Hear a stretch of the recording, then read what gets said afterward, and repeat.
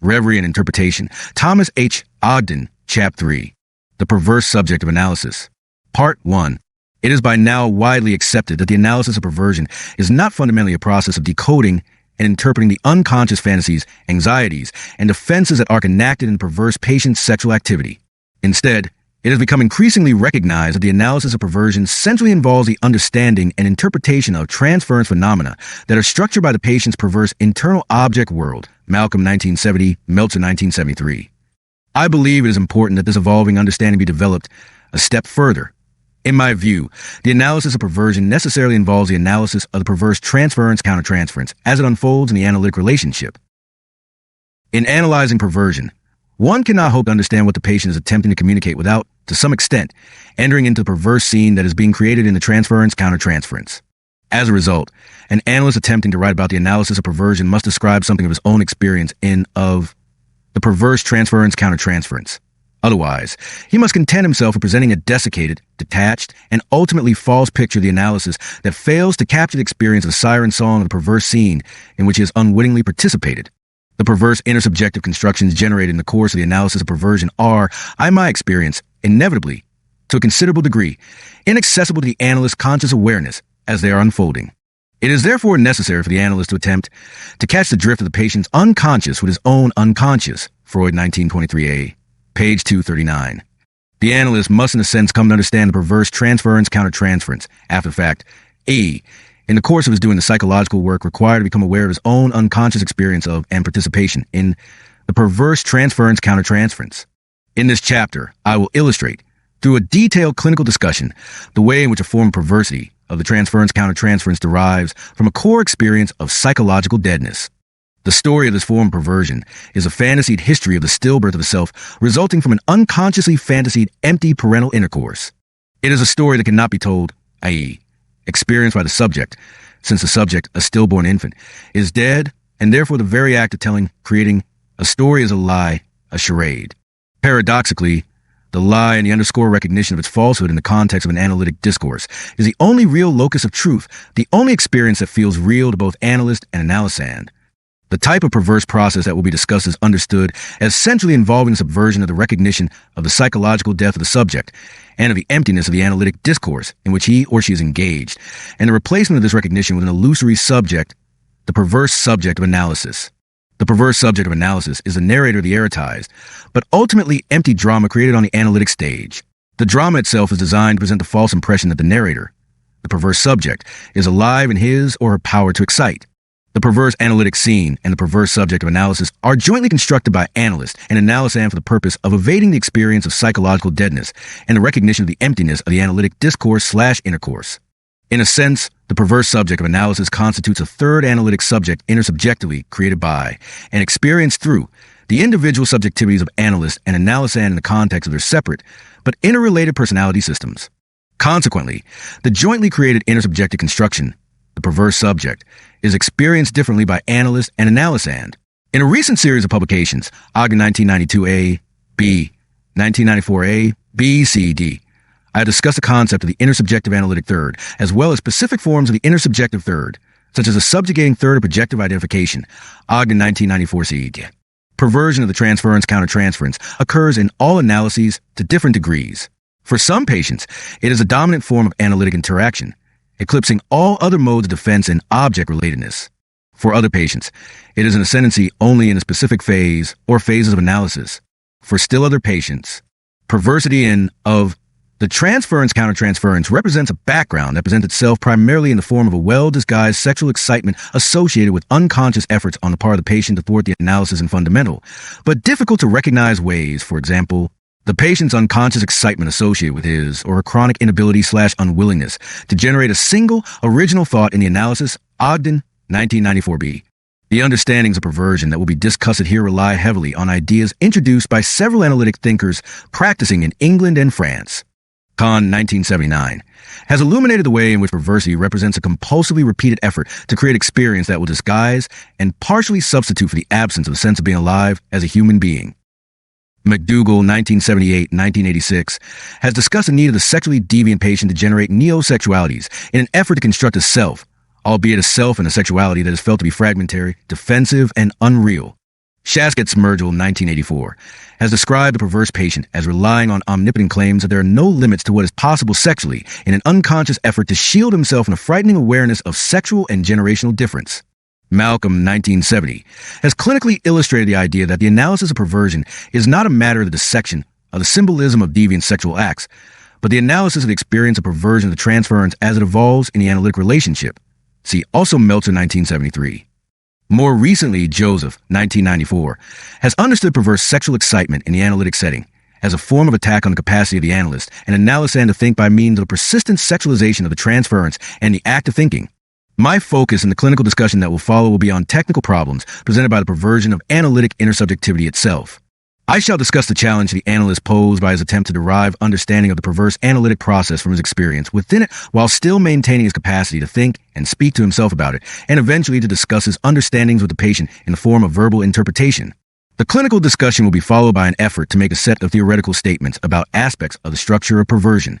Clinical illustration through the looking glass. Ms. A began our first session by telling me that she had decided to consult with me because her marriage was a sham. She and her husband had not had sex for more than 5 years. The patient told me that what disturbed her most was that she recently realized that the situation did not bother her.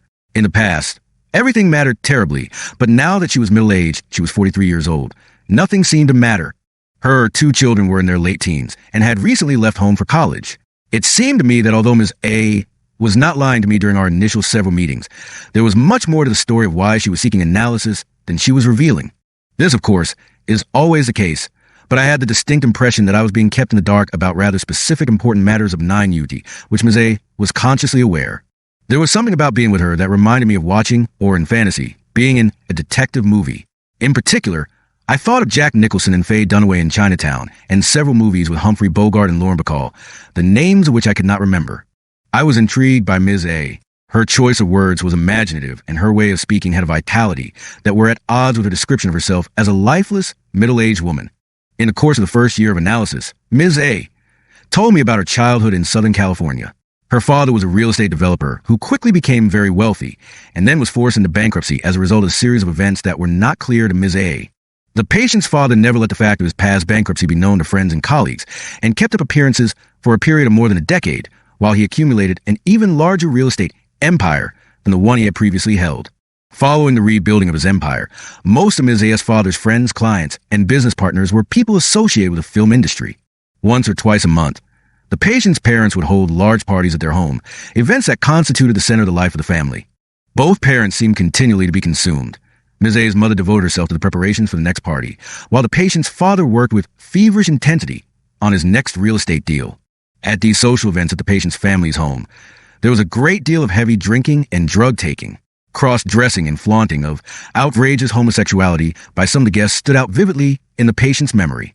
Ms. A attended most of these parties and said that when she was not pretending to be an adult, she felt invisible, as if there weren't a child present. At times, she felt like a prop in one or another of the guest displays of his or her sensitivity to children. At other times, she was treated as a mock adult in such a way that she felt that she was the brunt of a joke, the point of which she did not understand. Very often she felt terribly bored by the bare predictability of it all. Everyone could be counted on to be perfectly enrolled. Although the patient did not remember observing or being the object of overt sexual behavior, she said that she felt that there was far too much kissing going on. Ms. A said that she learned over time that this type of kissing was a social affectation. Nonetheless, it felt yucky to her. The patient described these parties with a thinly disguised sense of pride.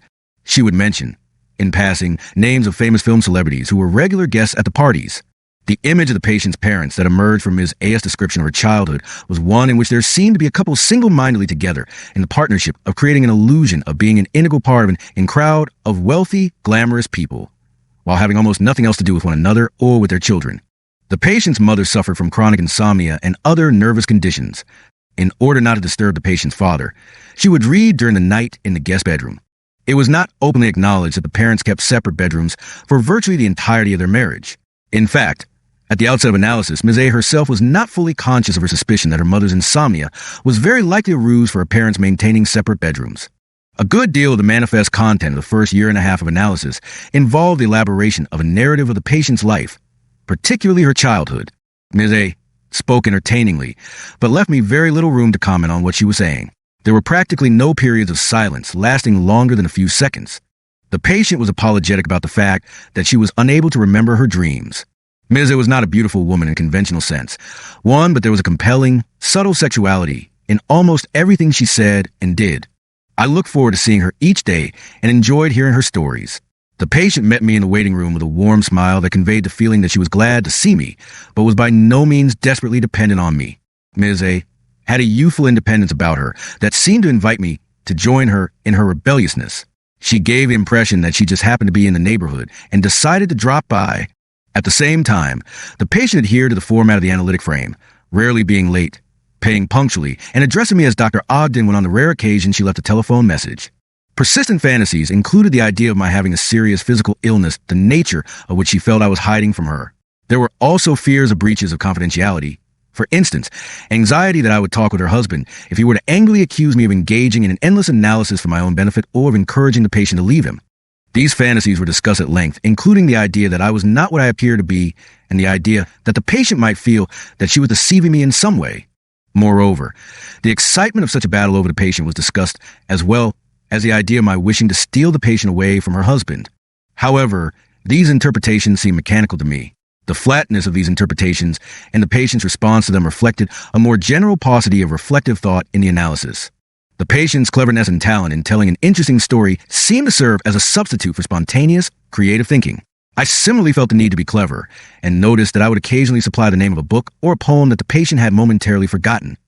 I attempted to attend to my own reveries in 1962A. During the session, since I consider this aspect of the analytic experience to be indispensable to the understanding of the transference-countertransference, Ogden 1989B, 1994A, CD.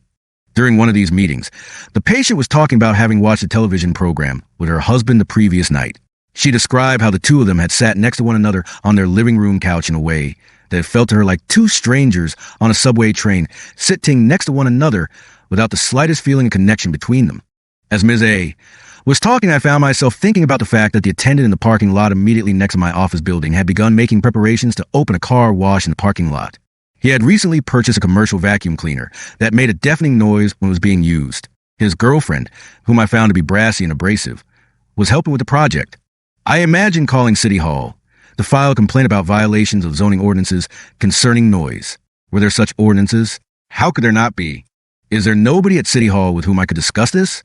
There must be some kind of appeals process. I became increasingly anxious as I imagined this unreasonable, unapproachable couple and the bureaucratic maze at City Hall with nobody at the center of it. As I emerged from this increasingly ruminative set of thoughts, feelings, and sensations, I was struck by the intensity of the anxiety that I was feeling. Point 2. Since it requires a considerable span of time to describe the experience of reverie, the rhythm of the analysis is not well represented in my efforts at describing it in a linear fashion. The thoughts, feelings, and sensations involved in a reverie may occupy only a few moments. Consequently, it is inaccurate to think of the analyst's use of his reveries as reflecting a detached, self-absorbed, inattentive psychological state. On the contrary, the analyst's attentiveness to his own affective state as generated in the context of the analytic intersubjectivity contributes to a feeling of intense emotional immediacy and a sense of the analyst's resonance with the patient's unconscious experience in the present moment. I wonder about the parallels between the couple in the parking lot and the patient's parents, each pair with their plans that neither the patient nor I had the power to influence. I hypothesized that the idea of the frightening, disturbing noise of the vacuum cleaner might be related to a fantasy of noise coming from the parent's bedroom, the disturbing noise of an intercourse that was both empty, a vacuum, and consuming, sucking into it the patient's internal object world. My hypotheses concerning the connection between the elements of the reverie and my experience in being with the patient seemed strained and intellectualized. Nevertheless, the reverie left me feeling extremely uneasy and alerted me to the fact that I was feeling disturbed by something that was occurring between the patient and me. In the period of months following the session just described, I very gradually began to recognize a sense of pride that I had begun to take in the idea that other people might know that I was Ms. A.'s analyst. I both took pleasure in this fantasy and felt deeply ashamed of it, and managed to keep it out of conscious awareness almost completely. Ms. A. wore a great many different hats, coats, and scarves. I found myself feeling interested in what she would be wearing each day session. As she entered the office, she would lay her coat on the floor next to the couch, almost at my feet. The designer label would often be in view, and I would have to strain to attempt to read it upside down. I should emphasize that the countertransference 3 feelings that I am describing comprise a silent background that had not yet become a focus of conscious analysis. In other words, these aspects of the analysis had not yet become analytic objects By 1962A, Green 1975, Ogden 1994A, BCIE, elements of intersubjective experience that were utilizable in the process of generating analytic meaning. Instead, this set of thoughts, feelings, and sensations remained a part of a largely unconscious intersubjective field in which I was, at that juncture, more participant than observer. 3. I use the term countertransference to refer to the analyst's experience of and contribution to the transference-countertransference. As discussed above, the transference-countertransference is understood as an unconscious intersubjective construction experienced separately and individually by analyst and analysand. I do not conceive of transference and countertransference as separable psychological entities that arise independently of or in response to one another, but as aspect of a single intersubjective totality. Lowald 1986, Ogden 1994 AD. It is often difficult to say what contributes to a shift in the balance of psychological interpersonal forces that make such background experience available for conscious use as analytic data. In the phase of work under discussion, it was in part a further set of anxiety-laden reveries, in association with the reveries previously described, that allowed aspects of heretofore largely unconscious background experience to begin to be transformed into analytic objects. Initially, my anxiety was diffuse and centered on the feeling that I would be forgetful. I experienced a sense of pressure to reamer 11BR to send a card to a relative whose birthday was approaching. I had changed the patient's appointment time and felt anxious that I would not be there at the correct time. I noticed that these passing thoughts during the session with Ms. A were related to the feeling that there were holes in my consciousness. I wondered what it was that I was blinding myself to in the work with Ms. A. The anxiety was now real and immediate, although nonspecific. Its meaning in relation to leading unconscious transference anxieties was still unclear to me. However, a shift in the quality of my self-awareness in the transference-countertransference was taking place. Over the succeeding weeks of analysis, my anxiety took on increasing specificity. I began to experience anxiety just before the meetings with Ms. A, feeling extremely awkward and self-conscious. Meeting her in the waiting room felt like the beginning of a date. Ms. A seemed not to be experiencing anxiety of the sort and, if anything, appeared to be all the more graceful and fluid in her way of carrying herself, speaking, dressing, and so on. It was during this period of analysis that the patient presented the following dream. An old man was sitting in his study reading. It was like your office, but it wasn't actually your office. It was dark and had a dank, seedy feeling to it. People were peering through the window at him. I was one of them. It was terribly important to be perfectly still, so as not to be caught. I was afraid I would pee. He seemed like a depressed, dirty old man. I thought he was only pretending to read or forcing himself to read. I also had the feeling that he was trying to tumb himself on sexually by reading, but it wasn't working. I'm not sure if I thought this in a dream or as I was waking up, but it felt as if he knew how badly I needed to pee. It was at this point that the very disturbing thought occurred to me that Ms. A must have been watching me watch her. The dream was about the excitement of secretly observing, and about being observed in the act of secretly and excitedly watching, and about the uncertainty of who was observing whom. She must have known that I had tried to read the labels on her coats that she had draped at my feet. How long had she known?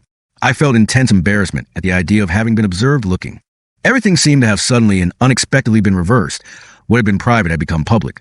What had felt like simple curiosity had become prurient interest. The patient's nonchalance had taken on a feeling of manipulative control. What felt like intimacy now felt like an experience of having been played for a fool. For a moment, it seemed to me as if a trap had been carefully set and I had sprung it, but I also understood that I had been part of setting it. My having sprung the trap was not the thing that was the most humiliating part of all this to me. My feelings of embarrassment centered on the idea that I had sprung the trap long ago and had been unaware of it. I felt as if my own looking, which now felt like voyeurism, had been observed at every step. My secret had never been a secret. In addition, there was an intense feeling of betrayal. I could now fully acknowledge to myself the first time that I had unconsciously felt pride, pleasure, and guilt at having been included in an erotized duet with Ms. A. In the instant of recognition that I am describing, the experience of playing a role in the scene became transformed from an experience in which I felt like an adult into an experience of myself as caught in the act of being a self-deceiving infant or child. My immaturity had been unmasked. I felt outside of adult sexuality with my nose pressed against the glass as represented in the dream by the patients peering through a window in the dream while experiencing an infantile, urinary form of sexual excitement. At this juncture, I began to be able to talk to myself in a fuller way about my experience in the transference-countertransference. It seemed that a shared unconscious construction had been created in the analysis through which the patient had been giving shape to important aspects of her internal object world. It appeared that the intense embarrassment that I was feeling represented a disavowed and projected version of the patient's humiliation at finding herself to be an infantile onlooker in relation to her parents' degraded intercourse, which was in part equated with the parties. less consciously. The parents were felt to be excitedly observing her excitement. I had experienced both the illusion/delusion of being a participant in the parental intercourse and the humiliation of being revealed to be only an infant who was excitedly pretending to be part of the primal scene. Ms. A and I in the asymmetrically SLLC1 read experience of this transference-countertransference drama had each in our own way insisted that we were not the outsider to the parental intercourse, but were really adults participating in it. At this point, I began to understand a patient's dream as reflecting an aspect of Ms. A.'s internal object world about which I had been only subliminally aware. The image of the intercourse in the dream was of a dead intercourse, the old man simultaneously representing me.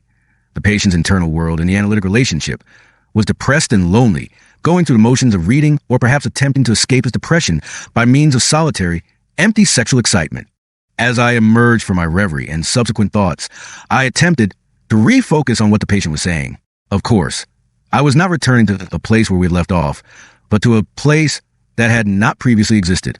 Ms. A at first spoke about her dream by connecting her perennial fears of my being ill with the fact that in the dream, the illness was a depression. She then said that the dream reminded her of something that had happened in the waiting room at the beginning of the session. She told me that she looked at me to see if I was tired or sick by checking to see if I had dark circles under my eyes. She had hoped that I had not seen her looking at me in that way. The patient then abruptly changed the topic. I asked her if she felt anxious when she cut herself off in the middle of her observations and feelings about what she had observed in the waiting room. She said, "I feel all over the place.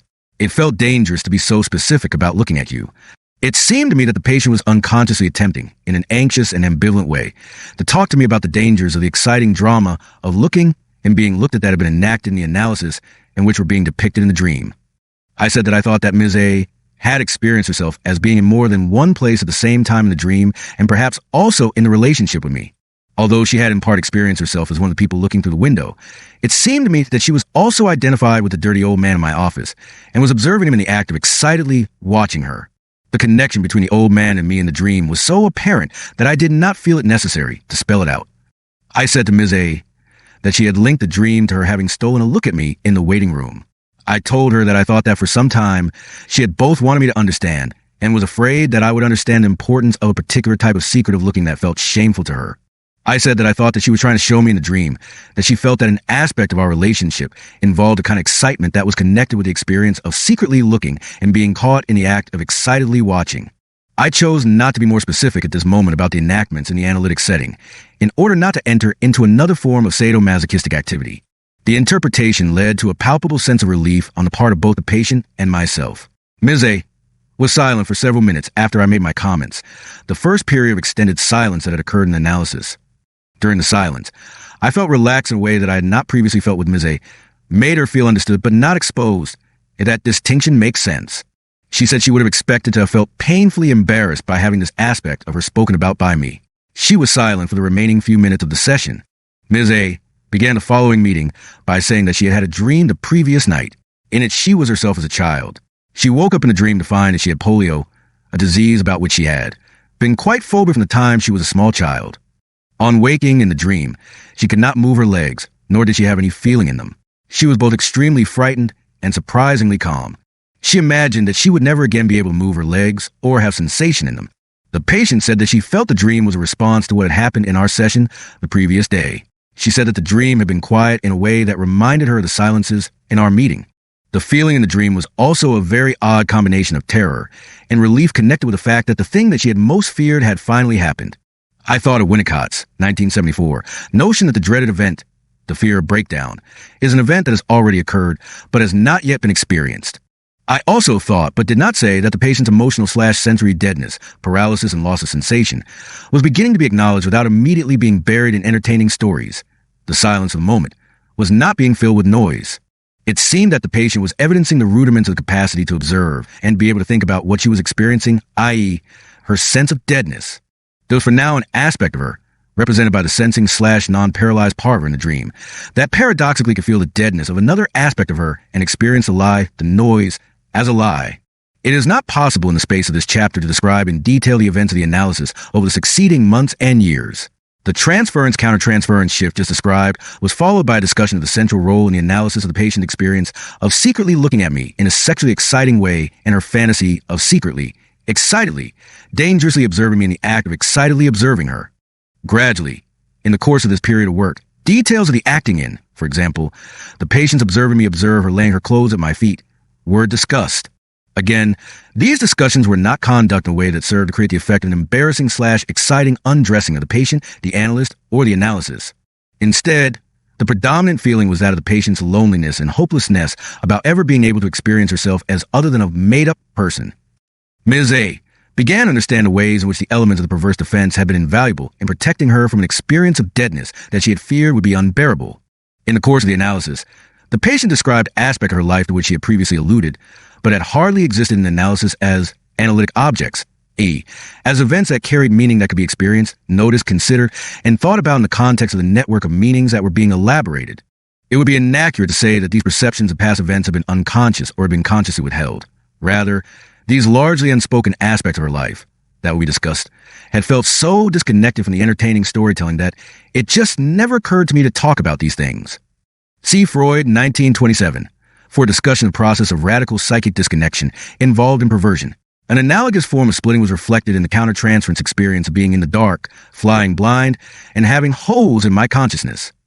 Over time, Ms. A told me that from the time she was a child, she felt consumed by the need to get people, both boys and girls, men and women, to find her mysterious and sexy. It became a full-blown obsession in high school to get boys to chase her. Everywhere I was, and in everything I did, I was looking out of the corner of my eye to see who was looking at me. Ms. A had been extremely promiscuous in adolescence.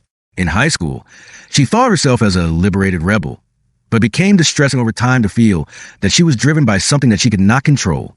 Moreover, she was unable to speak to anyone about feeling out of control, which led her to feel intensely lonely.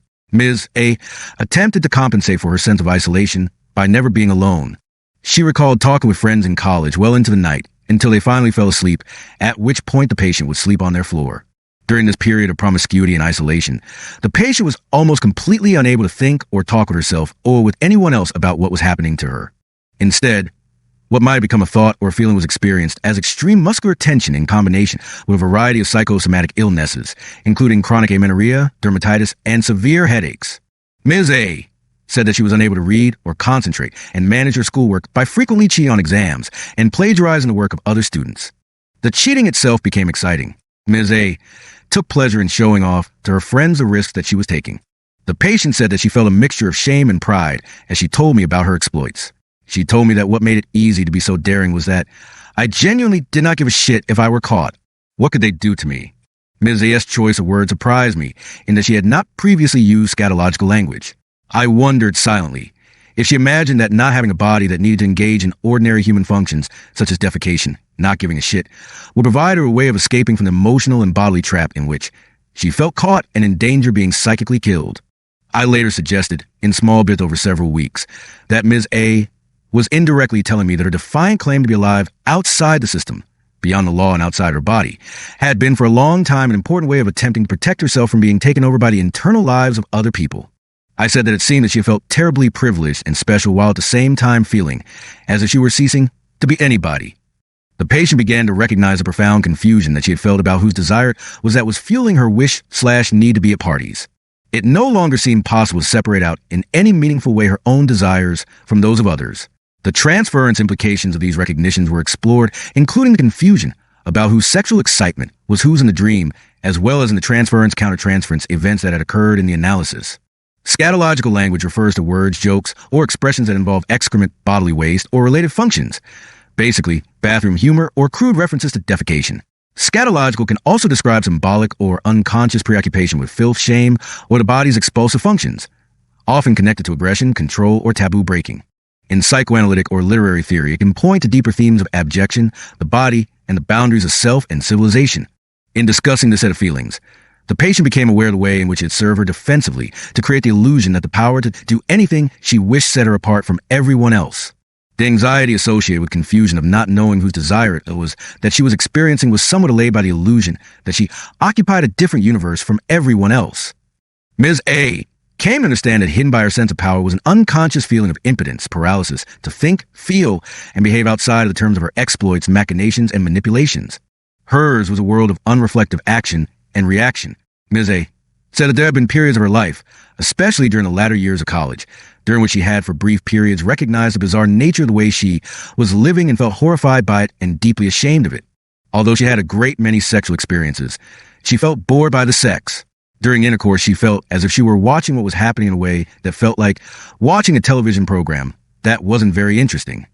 Ms. A at times became disturbingly aware of the inhuman quality of this and other aspects of her life. However, the feeling of despair associated with these moments of self-awareness was short-lived. During the phase of work in which this narrative and set of understandings unfolded, I felt an increasing sense of continuity between the content of Ms. A.'s verbal symbolization and the matrix of the transference-countertransference, Ogden 1991A. The initial years of the analysis had, in retrospect, been marked by a discontinuity of manifest and latent of verbal content and experiential context. The manifest and acknowledged aspect of the analytic relationship had been quite disconnected from a troubling, exciting second narrative that resisted symbolization and instead remained a powerful, erotized, predominantly unconscious, intersubjective construction